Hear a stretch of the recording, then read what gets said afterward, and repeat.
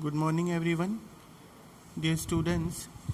आज हम coulomb's law को पढ़ेंगे इन वेक्टर फॉर्म।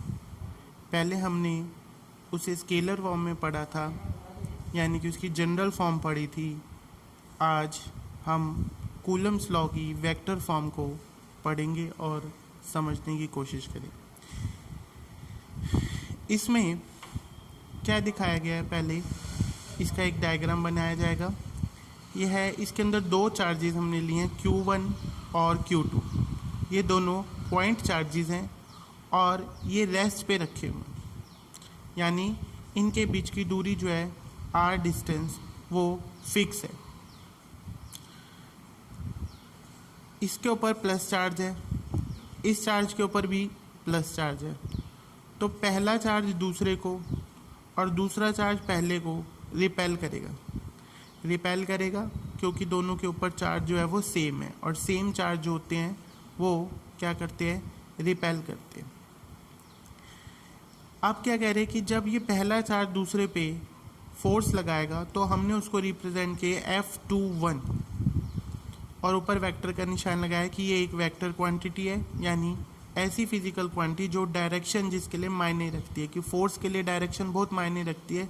फोर्स लगाया, किस डायरेक्शन में लगाया, ये ध्यान रखना बहुत ज़रूरी है। तो F के नीचे हमने यहाँ सफिक्स में लिखा है 21। इसका मतलब यह है कि force on second body due to 1, यानी पहले के द्वारा लगाई गई दूसरे पर फोर्स। इसी तरीके से ये है F12।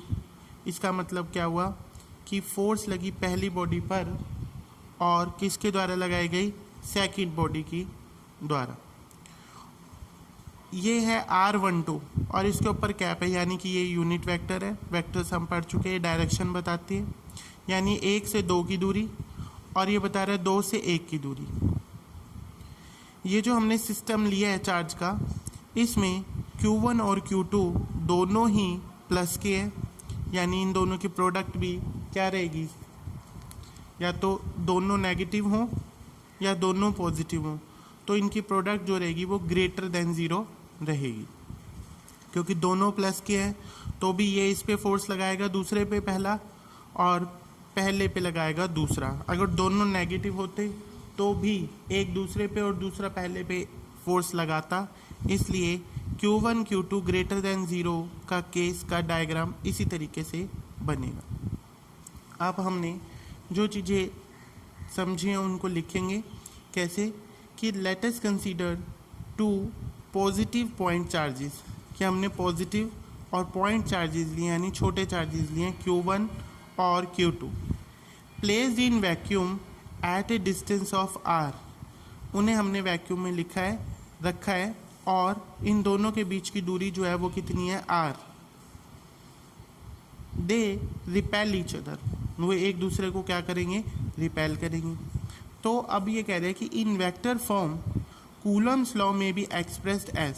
तो वेक्टर फॉर्म में आप कूलम लॉ को कैसे लिखते हैं, यानी F21 ये क्या हुआ, फोर्स ऑन चार्ज Q2, यानी सेकंड वाले चार्ज पर किसके द्वारा लगाया गया फोर्स, ड्यू टू Q1, वो किसके बराबर होगा, कूलम्स लॉ का फॉर्मूला लिखेंगे जो कि था K इंटू पहला चार्ज इंटू दूसरा चार्ज डिवाइड बाय दोनों के बीच की दूरी का स्क्वायर, और डायरेक्शन क्या होगी, 1 से 2 की तरफ। फोर्स ऑन Q2 लग रहा है ना, पर किसके द्वारा लग रहा है, Q1 की। तो यहाँ पर अगर 2-1 होता है, यानी फोर्स ऑन सेकेंड बाय 1, तो डिस्टेंस 1 से ही स्टार्ट होगा।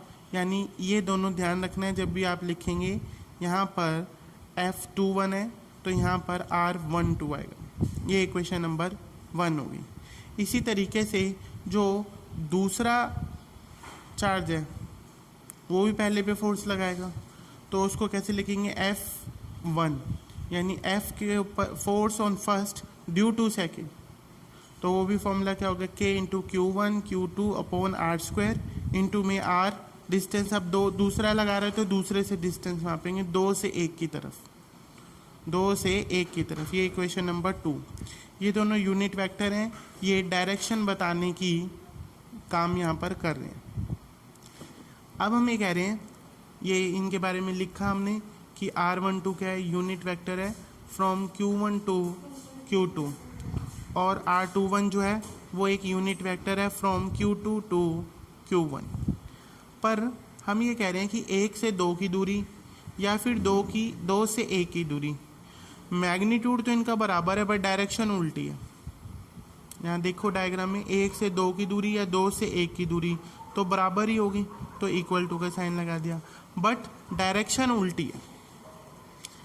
डायरेक्शन उल्टी है, 1 से 2 की दूरी या 2 से 1 की दूरी की डायरेक्शन उल्टी है, तो डायरेक्शन के लिए हमने यहाँ पर एक ये नेगेटिव साइन को इंट्रोड्यूस किया। तो ये क्वेश्चन नंबर 3 मान लीजिए। तो ये क्वेश्चन नंबर 1, 2 और 3 के इस्तेमाल से देखो 1 में ये वाला फैक्टर जो है वो ये पूरा सेम है, इसमें भी और इसमें भी। ये दोनों जो हैं वो आपस में भी इक्वल हैं बट उल्टे हैं माइनस साइन के साथ। तो इक्वेशन नंबर 1, 2 और 3 को इस्तेमाल करेंगे तो लेफ्ट हैंड साइड F12 भी इक्वल आ गई किसके, F21 के, बट नेगेटिव साइन के साथ, क्योंकि R12 और R21 माइनस में है। तो अगर हम एक की जगह R12 की जगह R21 भी लिख लें उस इक्वेशन में तो माइनस के साथ लिखना पड़ेगा, और माइनस की वजह से ये दोनों भी आपस में क्या आ गए, इक्वल और अपोजिट आ गए। Thus, forces exerted by 2 point charges on each other are equal. दोनों फोर्सेस जो लगाए पॉइंट चार्जेस ने वो इक्वल भी पाए गए यहाँ पर देखो, और क्या मिले, अपोजिट भी हैं।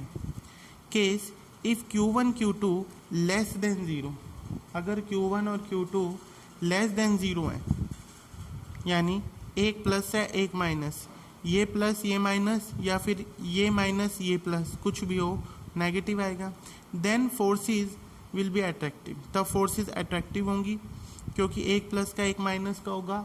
अनलाइक चार्जेस क्या करते हैं, attract each other, are shown as in figure.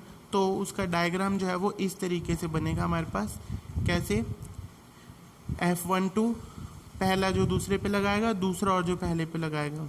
इधर हमने इक्वल चार्जेस भी ले लिए, Q1 Q2 की बजाय Q ही ले लिया दोनों को, और वो एक दूसरे पे क्या लगा रहे हैं, फोर्सेस लगा रहे हैं, बट ये अट्रैक्शन की लगा रहे हैं। ये इसकी तरफ जा रहा है और ये इसकी तरफ जा रहा है। उसके बाद यहाँ तक हमें ये डिस्कस करना होता है Coulomb's law in vector form. उसके बाद हम कह रहे हैं डिफाइन 1 कूलम, यानी कि SI यूनिट ऑफ चार्ज की डेफिनेशन बताने के लिए।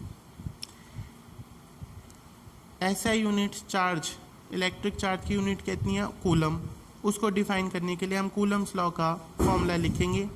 F is equal to K का formula 1/4πε0 Q1 Q2 upon R², coulomb's law का।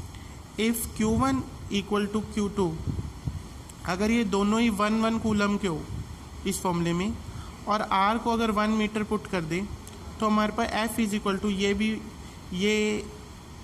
1 आ गया, ये भी 1 आ गया और ये भी 1 आ गया, स्क्वायर करे चाहे कैसे भी करे तो ये पूरी क्वांटिटी तो 1 हो गई। तो F इज इक्वल टू क्या बच जाएगा, 1/4πε0, जिसकी वैल्यू हम पहले याद कर चुके हैं, जो कि कितने के बराबर थी, 9 × 10⁹ न्यूटन। तो इसका मतलब ये हो गया कि अगर दो चार्जेस एक कूलम के हैं और 1 मीटर दूरी पर रखे जाएं तो उनके बीच में फोर्स हमेशा इतनी लगेगी। दोबारा देख लो, ये फॉर्मूला है दो चार्जेस के बीच में फोर्स का, R डिस्टेंस हो और उनकी वैल्यू Q1 Q2। अब उनकी वैल्यू फिक्स कर ली हमने 1 कूलम की, और डिस्टेंस कितना ले लिया, 1 मीटर का। तो ये कितने के बराबर आ गया, F is equal to 9 × 10⁹ Newton.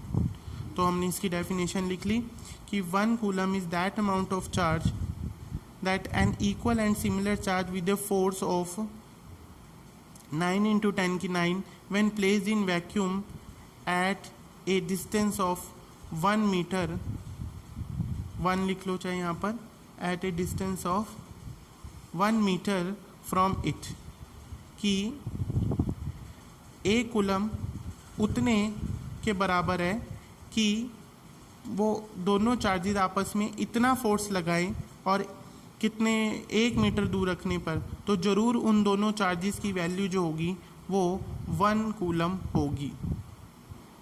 समझ आई बात। उल्टा हमने इसमें से निकाला है कि यदि चार्ज एक कूलम के और उनके बीच की डिस्टेंस 1 मीटर की हो तो फोर्स बराबर आ रहा है इतने की। तो उल्टा हम बात करेंगे कि अगर फोर्स लगे इतने का और दो चार्ज को के बीच में और दूरी हो हमने ले रखी हो 1 मीटर, तो ज़रूर वो दोनों चार्जेस फिर 1 कूलम के होंगे। अगर ये फोर्स आती है तो 1 कूलम के होंगे, 1 कूलम है तो ये फोर्स होगी। उल्टा एक दूसरे से मतलब रिलेटेड है ये बात। तो आज आप इसको Coulomb's law in vector form को डिटेल में पढ़ेंगे और 1 कूलम की डेफिनेशन को कोई प्रॉब्लम हो तो आप मुझसे पूछ सकते हैं। Thank you.